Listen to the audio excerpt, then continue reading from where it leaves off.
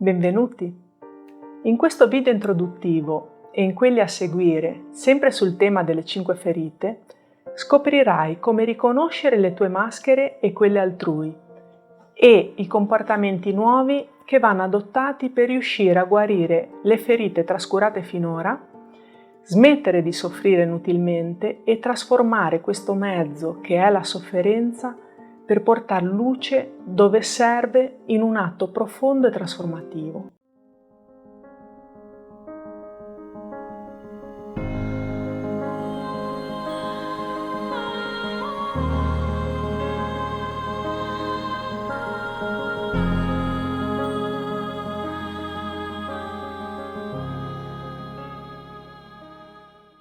La nostra anima ha scelto la famiglia e l'ambiente in cui nascere al fine di vivere determinate esperienze per accettarle e apprendere ad amarci attraverso di esse. Fino a che un'esperienza non viene interiorizzata ed accettata, bensì rigettata attraverso il giudizio, il senso di colpa, la paura, il rimpianto, noi continuiamo ad attrarre situazioni e persone che ci fanno rivivere quella medesima esperienza. Per alcuni non basta rivivere il solito evento più volte nella stessa vita, ma avranno bisogno di rincarnarsi più volte per terminare il processo di accettazione. Quindi il mio invito è di metterci all'opera ed è questo lo scopo di Holistic Seed: accogliere e impegnarsi perché il cambiamento avvenga ora. Accettare un'esperienza non significa essere d'accordo con essa, vuol dire sperimentare ed imparare attraverso di essa, diventando consapevoli delle conseguenze dell'esperienza e di tutto ciò che noi decidiamo. Se affermi non voglio vivere questa esperienza, essa si ripresenterà. Bisogna consentire a se stessi di poter ripetere più volte lo stesso errore, la stessa esperienza sgradevole, prima di riuscire a trovare la volontà e il coraggio necessari per trasformarsi. Perché non capiamo le cose fin da subito? È a causa dell'ego, che alimenta le nostre credenze. Come abbiamo visto negli scorsi video, noi tutti abbiamo moltissime credenze che ci impediscono di essere ciò che vorremmo essere. La nostra anima potrà essere completamente felice soltanto quando i nostri corpi mentale, emozionale e fisico saranno tutti in ascolto del nostro Dio interiore. Quanto viene vissuto nella non accettazione si accumula a livello dell'anima, la quale, essendo immortale, porta con sé questo carico ad ogni rinascita. Prima di venire al mondo decidiamo cosa vogliamo risolvere nella seguente incarnazione. Questa scelta non viene registrata a livello intellettivo, per cui è attraverso l'esperienza della vita che gradualmente prendiamo coscienza di ciò che siamo venuti a sistemare. C'è una differenza tra accettare un'esperienza e accettare se stessi. Accettare l'esperienza vuol dire accogliere la situazione per quella che è, sapendo di non poterla cambiare. Accettare se stessi significa accogliere quello che provo riguardo a tale situazione e potermi comprendere e perdonare. Poter affrontare tutto ciò richiede coraggio, perché è inevitabile riaprire vecchie ferite dolorose. La tua anima vuole che tu compi il viaggio per il quale tu sei qui in questo momento. E non le interessa quello che dovrai penare o quanta resistenza tu con il tuo ego voglia applicare. Lei ti darà sempre segnali perché tu possa in questa vita integrare l'informazione che necessiti per elevare la tua coscienza. Più soffri in una data situazione o con una certa persona, più il problema viene da lontano. Fai sempre appello al tuo Dio interiore che è onnisciente, quindi conosce ogni cosa, onnipresente, è presente ovunque e onnipotente. Il suo potere non ha limiti. Questa potenza è sempre presente e all'opera dentro di noi. Agisce in modo da guidarti verso persone e situazioni funzionali alla tua crescita, affinché tu ti evolva in base al disegno di vita scelto prima di nascere. Ben prima di nascere è proprio il tuo Dio interiore a dirigere la tua anima verso l'ambiente e la famiglia che ti serviranno alla nuova esistenza. Questa attrazione deriva da quanto ancora non sei riuscita a vivere nell'amore e nell'accettazione nel corso di vite precedenti. e dalle situazioni ancora irrisolte dei tuoi futuri genitori, situazioni che potranno risolversi attraverso un figlio come te. Ad esempio, tua madre o tuo padre è stata o è stato rifiutata o rifiutato, quindi lei o lui rifiuta te e di conseguenza tu rifiuti lei o lui. Si crea una dinamica dove per sentirti vivo o viva devi conquistare o conquistarlo. Invece il movimento corretto sarebbe quello di vedere il processo ed accettarlo così com'è. Ecco perché di solito figli e genitori hanno da risolvere le stesse ferite. Nascendo perdi la consapevolezza di tutto il tuo passato, perché ti concentri soprattutto sulle necessità della tua anima che vuole che tu finalmente ti accetti, con le tue acquisizioni, i tuoi difetti, con tutti i tuoi punti di forza e di debolezza, i tuoi desideri e la tua personalità. Dopo la nostra nascita ci rendiamo conto che quando osiamo essere noi stessi, la cosa disturba il mondo degli adulti e quello delle persone che ci sono vicine. Si tratta di una scoperta dolorosa che in un bambino provoca soprattutto delle crisi di collera. Esse diventano così frequenti che crediamo essere normali. Le chiamiamo crisi infantili o crisi adolescenziali. Saranno forse diventate la norma per gli esseri umani, ma questo non le rende qualcosa di naturale. I bambini passano attraverso 4 fasi. Nella prima fase il bambino conosce la gioia dell'essere se stesso. Poi nella seconda fase scopre il dolore di non poter essere se stesso e dopodiché c'è un periodo di crisi, di ribellione che è la terza fase.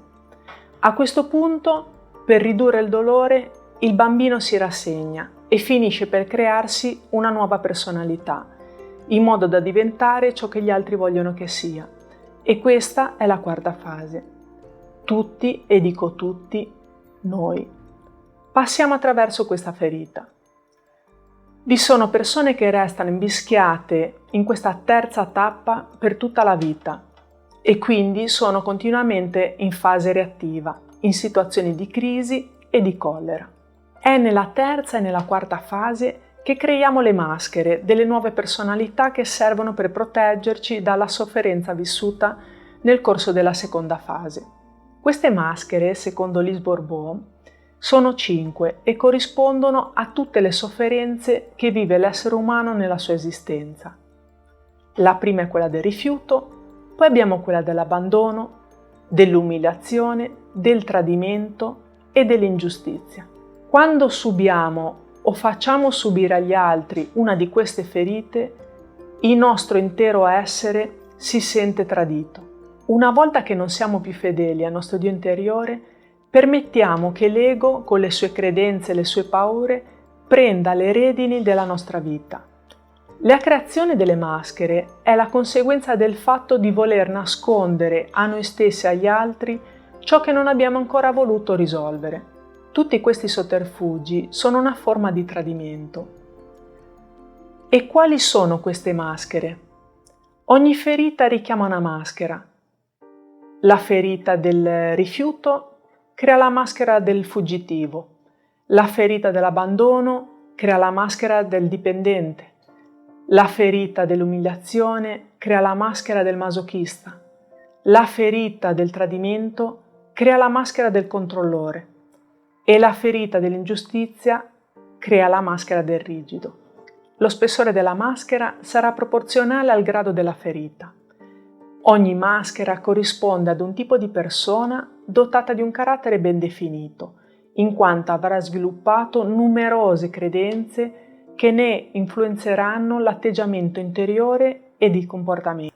Più è profonda la ferita, più è frequente che tu soffra per questa ferita, il che ti costringerà a indossare più spesso la maschera. Indossiamo la maschera soltanto quando vogliamo proteggerci. Gli strumenti che abbiamo visto all'interno di Holistic Seed per sviluppare la presenza ci servono a vedere e capire l'innesco, qual è l'evento che ci mette nella condizione di dover attivare la maschera, cosa proviamo, cosa sentiamo nel corpo e quale emozione emerge. Vi chiedo sempre di sentire anche le condizioni del corpo perché è il mezzo che la nostra anima utilizza per comunicare con noi. Facciamo un esempio. Una ferita fisica che hai da tempo su una mano, una ferita che continui a ignorare, che hai trascurato di medicare, sulla quale hai preferito mettere un cerotto, come la maschera, ti serve per schermarti e non vederla. Questa ferita ti fa molto male. Tutte le volte che qualcuno ti tocca la mano, nonostante sia protetta dal cerotto, senti dolore. Quando qualcuno prende la tua mano con amore, tu gridi: «Ai, mi fai male!» Ti puoi immaginare quanto l'altro rimanga sorpreso? Davvero voleva farti male? No. Se senti dolore quando qualcuno ti tocca la mano, è solo perché hai deciso di trascurare la ferita. L'altro non è responsabile del dolore che provi. E così funzionano tutte le nostre ferite. In molte occasioni crediamo di essere rifiutati, abbandonati, traditi, umiliati o trattati ingiustamente. Ma in realtà ogni volta che ci sentiamo feriti è entrato in campo l'ego, a cui piace credere che la colpa sia di qualcun altro. Nella vita non esistono persone colpevoli ma sofferenti. Più accusiamo noi stessi o gli altri, più si ripeterà la stessa esperienza. L'accusare serve solo a rendere infelice l'essere umano, mentre quando guardiamo la sua parte sofferente e proviamo compassione, gli eventi, le situazioni e le persone cominciano a trasformarsi. Le maschere che creiamo per proteggerci sono visibili nella nostra morfologia, nel nostro aspetto esteriore, perché il corpo è così intelligente da trovare sempre un mezzo per farci sapere che cosa ci resta da risolvere. Per questo che nel percorso Holistic Seed siamo partiti dallo studio dell'ego e delle sue dinamiche per capire cosa e chi ci sta pilotando, per poi iniziare a sentire il nostro corpo, la nostra mente e la nostra anima attraverso la cosa più impercettibile e sottile che li lega tutti ad unisono, il respiro. Leggendo la descrizione di ciascuna ferita, vi invito a cogliere bene la descrizione del corpo fisico, in quanto esso è il fedele riflesso di ciò che accade dentro di noi. E questo lavoro ci sarà di vitale importanza per poter comprendere meglio se stessi e gli altri e spingerci oltre il piano emozionale e mentale. Ricordati che l'ego non vuole che noi scopriamo tutte le nostre credenze, perché è per mezzo di loro che lo alimentiamo ed esso ci garantisce la sopravvivenza. Riconoscendo una delle tue ferite, potrebbe dunque accadere che tu reagisca alla descrizione della maschera che ti sei creato per evitare la sofferenza.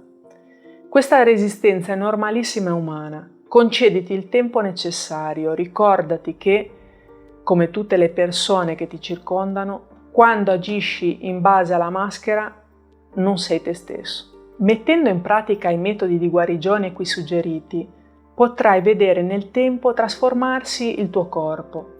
La materia tangibile di cui è costituito il tuo corpo necessita di più tempo rispetto ai corpi più sottili. Il corpo emozionale e il corpo mentale richiedono meno tempo per trasformarsi in seguito a una decisione presa in profondità e con amore.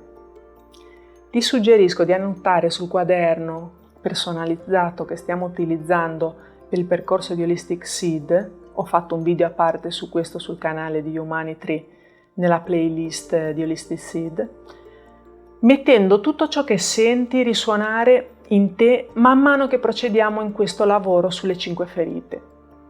Soprattutto riguardo al tuo aspetto fisico. Ci vediamo nel prossimo video dove affronteremo la prima delle 5 ferite e la maschera che le corrisponde.